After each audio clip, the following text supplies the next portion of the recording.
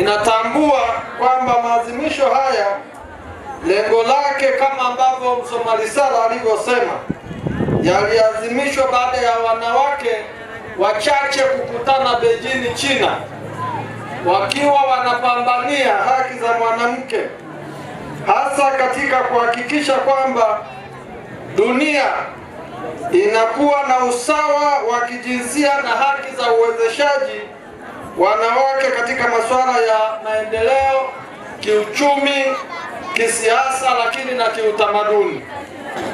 Serikali ya Tanzania kwa kushirikiana na wadau mbalimbali imekuwa ikifanya jitihada mbalimbali katika kuhakikisha inakabiliana na changamoto ambazo zinakiuka haki na usawa kwa wanawake.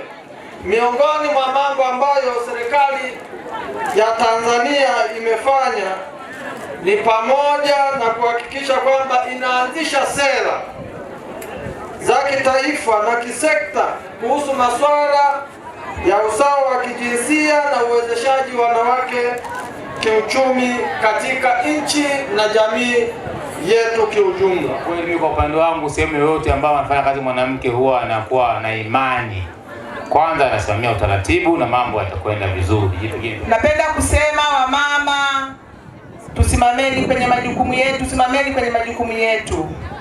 Sisi wamama ndio maendeleo makubwa ya jamii, lakini sisi wamama ndio nguzo ya jamii.